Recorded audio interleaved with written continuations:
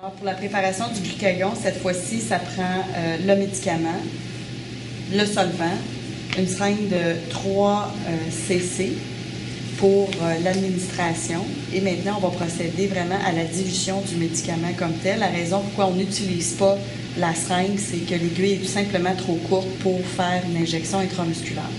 Donc, la première chose à valider, toujours comme dans les autres médicaments, c'est toujours le bon patient, le bon médicament. Donc, c'est du glucagon 1 mg et la date d'expiration est correcte. Donc, je peux la faire valider par mon partenaire. Je valide. Mais aussi, je vais valider aussi le solvant, parce que le solvant aussi a une date d'expiration et je vais aussi la faire valider par mon partenaire. C'est conforme. Parfait, merci. Donc, ce qu'il faut faire maintenant, c'est vraiment procéder à la dilution du médicament. Comme on voit, vous avez comme une espèce de petite poudre qui ressemble à une pilule, en fait, là, mais qu'il faut diluer. Donc, il faut aller enlever le capuchon qui protège le médicament, qu'on va aller désinfecter. Tout simplement.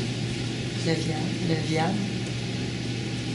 Et maintenant, on va aller injecter le solvant pour faire la dilution. Souvent, on voit quand on prépare le genre de médicament avec ces vials-là qu'il faut mettre de l'air dedans, mais on va le faire dans une deuxième étape. Donc, on vient tout simplement décapuchonner notre solvant et on va aller injecter le solvant dans le vial comme tel. Toujours important de jamais mettre le solvant vraiment sur le côté, jamais le descendre directement sur le produit parce que ça peut défaire les molécules. Donc, on le fait tout doucement. Vraiment essayer d'injecter le solvant, dans le fond, sur le côté du vial au lieu de vraiment appuyer sur le capuchon du piston, en fait, de la seringue pour que ça tombe dans le produit. Fait que ça, c'est non à recommander.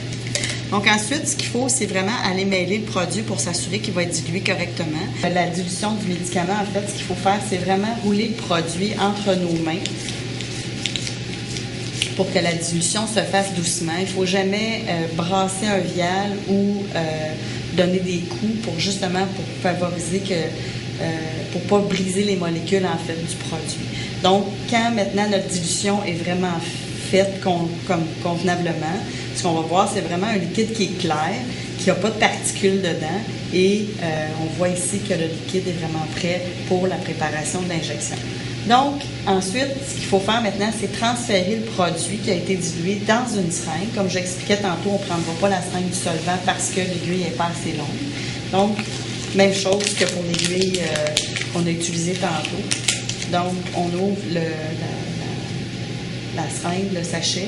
Et maintenant, cette fois-ci, là, il va falloir injecter de l'air dans le vial pour pouvoir le retirer. Parce que c'est un contenant qui est sans air. Donc, pour retirer le produit, il va falloir mettre de l'air. Donc, il faut mettre le même nombre d'air, en fait, qu'on retire le produit pour qu'on soit capable d'en retirer la totalité. Donc, ici, on sait qu'on a 1 cc ou 1 millilitre. Donc, ce qu'il faut faire, c'est aller vraiment graduer notre seringue à 1 millilitre d'air qu'on va injecter dans le vial comme tel. On va refaire une désinfection du vial parce qu'on l'a contaminé en faisant la dilution, en le roulant dans nos mains. Donc, on vient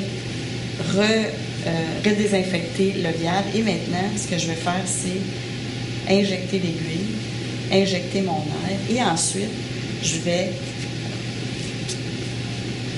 mettre les choses à l'envers. Puis, je vais retirer ma seringue un peu